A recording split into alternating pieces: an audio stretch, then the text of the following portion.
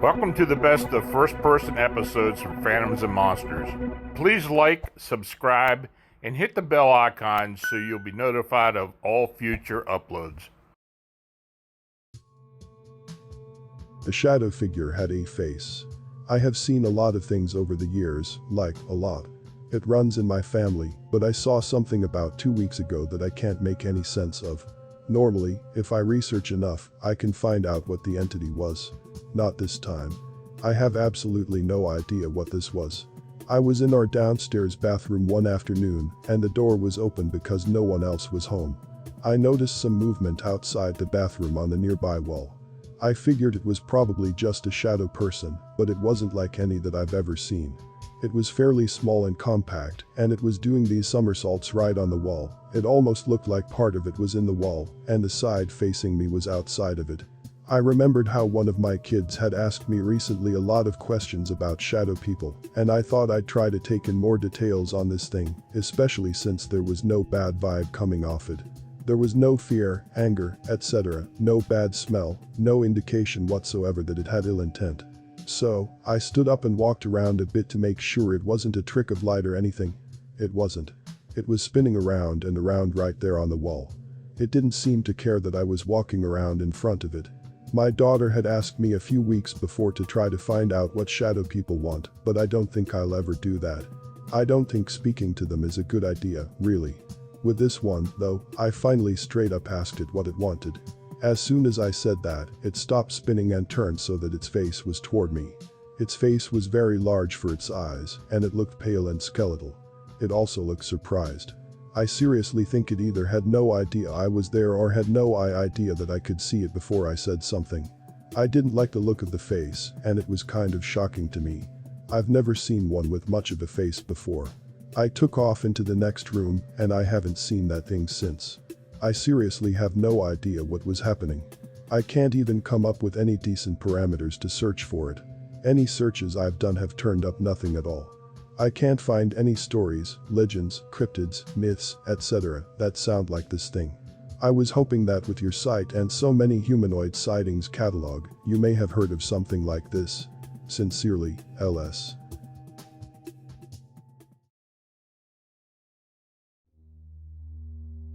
Shadow people, intentions and effects.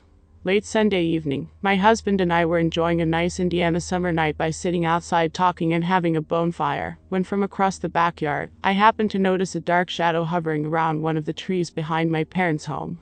My husband and I live in a garage apartment about 50 feet away, and we were sitting behind that.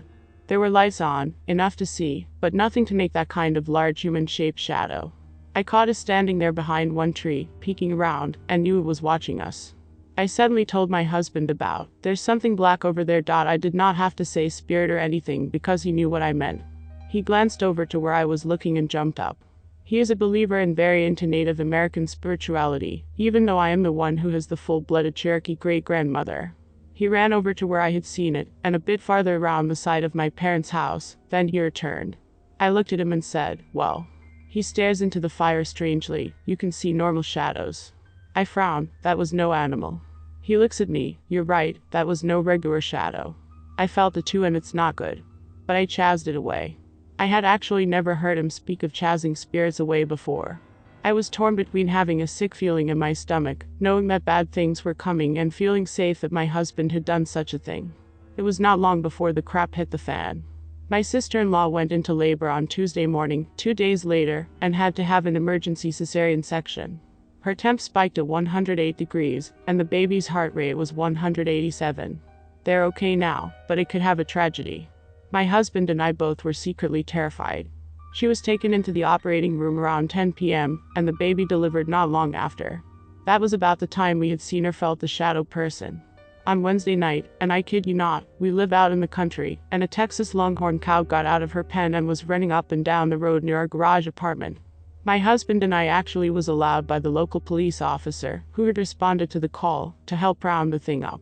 This was just about an hour or so later from the time that we had seen and experienced the evil shadow person on Sunday night. The cow had huge horns, and could have easily gorged any of us. She came after my husband and me both several times. We laughed about it at the time, but later I got very scared. As long as we have lived here, nothing that bizarre has happened, and the police office just let us join in, no questions asked. I mean, really. Then on Thursday morning at 6 a.m. we heard fire engines go by. My husband is a professional firefighter, but also used to be a volunteer with the town's department we live in. Regardless, he still goes on runs with them now if he happens to be home, even if he isn't on the roster anymore. I jumped up and ran outside, and could see smoke bellowing pure black to the south. I have been a firefighter's wife long enough to know that when you got that much smoke, the structure is probably gone. Well, come to find out, the house belonged to my nephew's own Little League coach. Once more I was stunned. This was at least not the same time frame, but only about 6 hours later.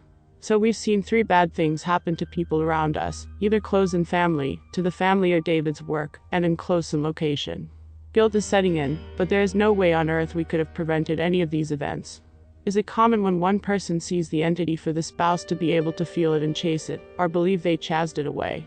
How can one be sure? KR.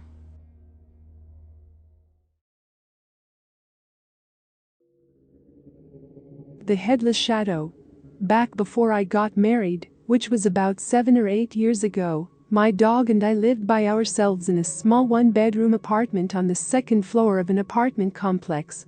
I stayed up late most nights as I was attending college at that time and had a lot of homework to do every night. I did almost everything on my desktop computer that sat right beside the inside of my bedroom door. The apartment was extremely tiny, and when I looked out the door, I was basically facing another door, the one that led into my linen closet. There was just barely enough walking space between there for me to move around and go to the bathroom. Well, this one evening it was between 2:30 and 3 a.m., and I was sitting in my usual position typing up an essay paper.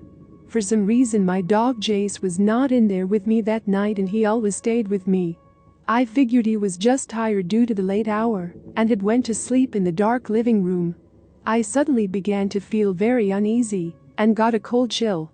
I had never felt this way before, and for whatever reason I glanced up from my typing over to outside my bedroom door.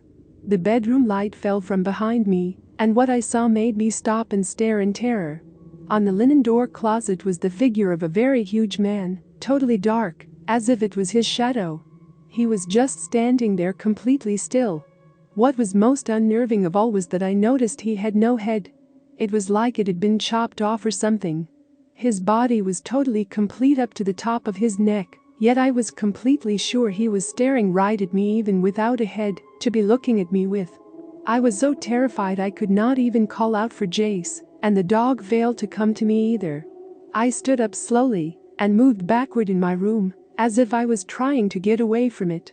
But by this time, it was slowly beginning to fade from view off the door. I was able to find my voice, and both fright and anger came out of me.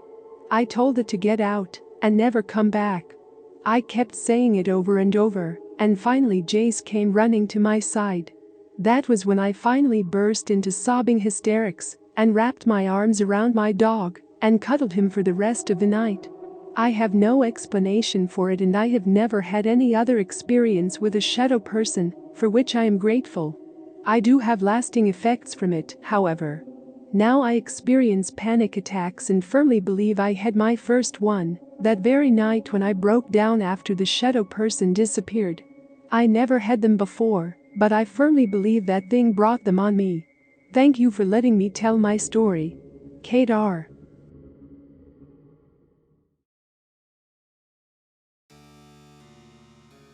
Vintage Caballero shadow figure. I saw a figure that looked like a man wearing an old-style Spanish hat with a wide brim. As I got closer, the black was a black like I've never seen, darker than any black, like it was sucking in the little light that was left as it was dusk, sun just setting. I was on my bicycle in a field that ran between housing neighborhoods. I got about 10 feet away from what I thought was a Mexican man in vintage-style clothes, since there were a lot in Sacramento, California in 1981, when I saw him. I opened my mouth to ask the stranger, "What's up, man? Where you get those black-colored jeans?" Only I stopped on the word where because it turned around to look at me. I actually snuck up on it. No lie. It was staring at a house at the edge of the field when it turned around. I almost froze.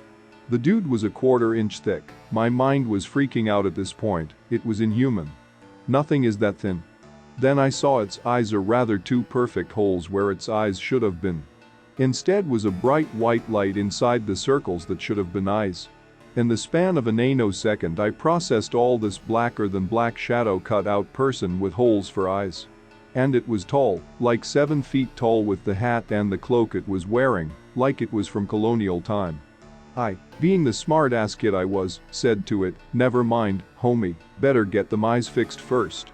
Probably not the smartest thing to do, antagonize a dark shadow thing, but I did and hit the pedals on my bike like my feet had rockets strapped on. I was riding as fast as I could, looking back, watching it to see if it was chasing me. I didn't see it, as I was turning my head back, forward. As I'm looking straight left, I see it standing straight across from me even though I left it in the dust.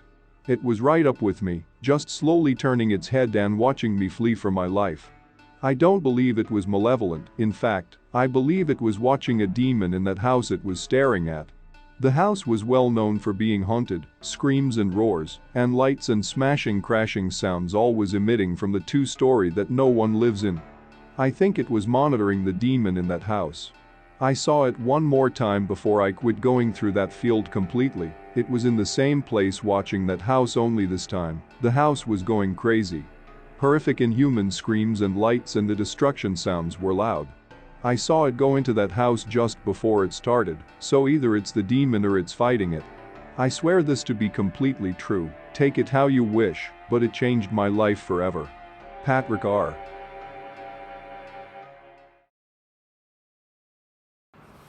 This is Lon Strickler. If you like this program, it would help us if you would give it a thumbs up. Then subscribe and click the bell icon so you get notification when we upload new first-person encounters. We have many more to come very soon. And by the way, if you have a suggestion or an experience of your own, please leave a comment.